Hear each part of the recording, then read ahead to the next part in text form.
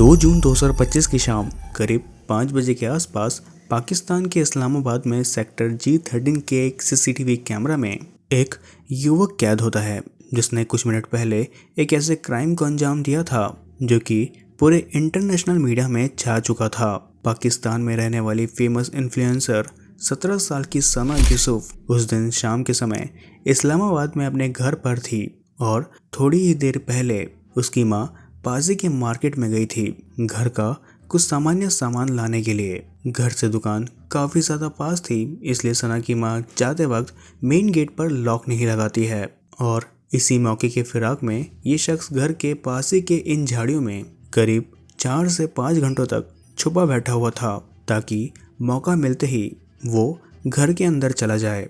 यहाँ पर main gate का लॉक खुला देखते ही वो शख्स बिना किसी दिक्कत के घर के अंदर चला जाता है और घर के अंदर जाते ही सबसे पहले उस शख्स को घर के अंदर सना की फूफी नज़र आती है, जिनसे वो सबसे पहले ये पूछता है कि आखिर सना कहाँ है। यहाँ पे उस युवक की उम्र काफ़ी ज़्यादा कम थी, इसलिए सना की फूफी को ये लग रहा था कि ये सना का कोई फ्रेंड है। तभी सना की फूफी ऊपर की ओर इशारा करते हुए उस युवक को ऊपर वाले कमरे में जाने के लिए कहती है।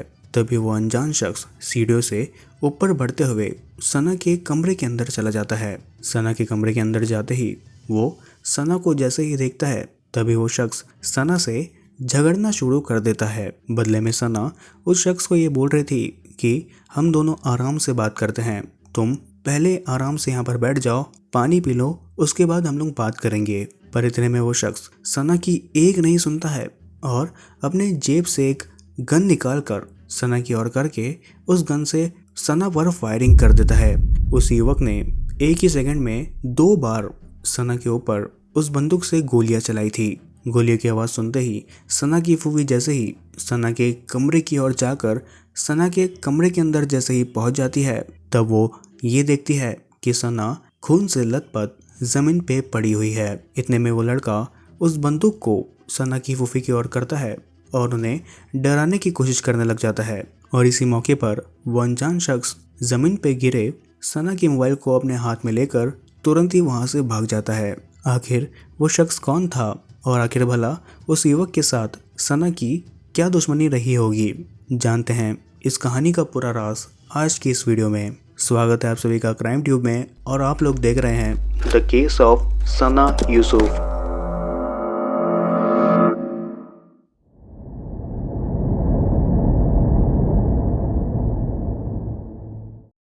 17 साल की सना यूसुफ पाकिस्तान की फेमस सोशल मीडिया इन्फ्लुएंसर थी, जिसकी डेथ से पहले टिकटॉक पर 8 लाख से ज़्यादा और इंस्टाग्राम पे 5 से 6 लाख से ज़्यादा फॉलोअर्स थे। सना ज़्यादातर स्किन केयर, फूड व्लॉग्स और म्यूज़िक और प्रमोशनल वीडियो बनाया करती थी।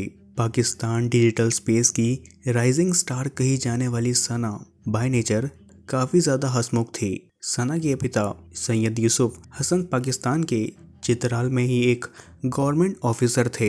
वहीं सना की मां फरजाना यूसुफ एक हाउसवाइफ थी और इसी के साथ ही साथ वे अपने बेटी के सोशल मीडिया के प्लेटफॉर्म्स को भी मैनेज किया करती थी। सना का बचपन से ही सपना था कि वो बड़े होकर डॉक्टर बने। इस ईयर के लास्ट ईयर में ही यानी कि साल 2024 में ही सना ने अपनी 12th की एग्ज़ाम को पूरा कर 12 को कंप्लीट कर लिया था। सना का एक 15 साल का भाई भी था। सना की ज़िंदगी में सब कुछ अच्छा चल रहा था, लेकिन लगभग साल भर पहले सना के इंस्टाग्राम पर एक मैसेज आता है और यहीं से इन सारी चीज़ों की शुरुआत होना शुरू हो जाती है। ये मैसेज 21 साल के उमर हयात का था। उमर हयात अपने पिता की चौथी शादी से हुई सबसे छोटी औलाद थी और उसके पिता एक रिटायर्ड गवर्नमेंट एम्प्लॉय थे, जिन्हें रिटायरमेंट के बाद पेंशन मिला करती थी और उन्हीं पेंशन के पैसों से हयात अपने खर्चों को चलाया करता था। उमर हयात कोई भी काम धंधा नहीं किया करता था और सारा दिन आवारागर्दी किया करता था। उमर को दिखावेबाजी की दुनिया में जीने की आदत थी। उमर हयात पैसों से किराए पे कार लेकर इंस्टाग्राम पर कोलैब के नाम पर लड़कियों को इनवाइट करके उनके साथ टिकटॉक की वीडियो बनाया करता था और तो और शो ऑफ करने के लिए पॉश एरिया में जाकर वीडियोस बनाया करता था। उमर हयात की पूरी दुनिया झूठ पर बसी हुई थी। उमर हयात पेड कॉलैब और फोटोशूट और म्यूजिकल वीडियोस के नाम पर इंस्टाग्राम पर कई सारी लड़कियों को अप्रोच करके उनके साथ टिकटॉक पर वीडियो बनाया करता था। और ऐसे ही एक दिन उसकी नज़र सना यूसुफ की प्रोफाइल पर पड़ती है। सना एक बड़ी इन्फ्लुएंसर थी और उमर को भी यहाँ पर यह पता था कि वो बाकी लड़कियों की तरह उसके बहकावे में आ जाएंगी। इसलिए फेक ब्रांड डील्स के नाम पर उमर हयात ने सबसे पहले सना को मैसेज किया, लेकिन सना ने यहाँ पर उस ऑफर को रिजेक्ट करके उमर हयात को काफ़ी ज़्यादा आसान तरीके से मना कर दिया। यहाँ पर उमर हयात कई बार सना को मिलने के लिए फोर्स करने लगा, लेकिन वहीं सना ने काफ़ी ज़्यादा अच्छी तरीके से उससे मिलने के लिए मना कर दिया। पर यहाँ पर उमर हयात जैसे लड़के ना का मतलब ना नहीं समझते हैं। वहीं उमर हयात सना से मिलने के लिए अलग अलग बहाने बनाते हुए सना को अप्रोच करने लगा, पर हर बार सना उन ऑफर्स को रिजेक्ट करते जा रही थी और उमर हयात से मिलने से मना कर रही थी। इन्हीं हरकतों को देखकर सना ने पहले ही उमर हयात को भाप लिया था और अपने घर वालों को उसने पहले ही ये सब सारी चीज़ें बता रखी थी कि एक लड़का है जो कि उसको मिलने के लिए अप्रोच कर रहा है। वहीं 29 मई 2025 के दिन सना का बर्थडे था और उसी बर्थडे के दिन उमर हयात काफ़ी सारे गिफ्ट्स को खरीदकर एक किराए की कार में लेकर सना के घर में पहुंच जाता है। पर यहाँ पर सना उमर हयात को देखकर काफ़ी ज़्यादा शॉक्ड रह गई थी। सना ने वहाँ पर भी उससे मिलने से मना कर दिया, बल्कि उसने घर वालों को ये भी उससे कहने के लिए कहा कि सना उससे नहीं मिलना चाहती है, वो अपने फ्रेंड्स और फैमिली के साथ काफ़ी ज़्यादा बिजी है। और यही वो दिन था जिस दिन उमर हयात के ईगो को काफ़ी ज़्यादा गहरी चोट लगी थी। वहीं जब सना ने अपनी बर्थडे सेलिब्रेशन की वीडियो को इंस्टाग्राम पर पोस्ट किया, तब इस पोस्ट को देखकर उमर को ये लगा कि मैं इतनी दूर से गिफ्ट्स लेकर जब उससे मिलने के लिए गया तब उसने मुझे बेइज्जत कर दिया और खुद बड़े आराम के साथ अपने बर्थडे पार्टी में अपने फ्रेंड्स और फैमिली के साथ अपने बर्थडे को एंजॉय कर रही है। वही इन सारी चीज़ों को सोचते हुए उमर हयात ने एक अच्छे से प्लान को तैयार किया और वो 2 जून 2025 की दोपहर से ही सना के घर के आसपास मंडराने लगा।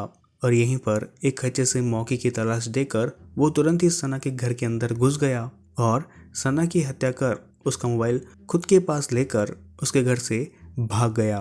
वहीं जब इस कांड के बाद जब सना को हॉस्पिटल में ले जाया गया, तब हॉस्पिटल पहुंचने से पहले ही सना की दर्द के मारे बुरी तरीके से मौत हो चुकी थी।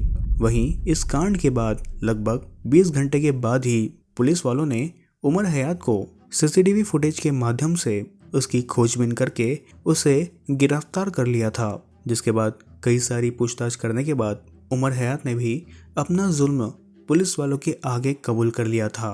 और यहाँ पर उमर हयात ने पुलिस वालों को ये भी बताया कि वो आखिरकार सना यूसुफ का फ़ोन लेकर उसके घर से क्यों भागा था।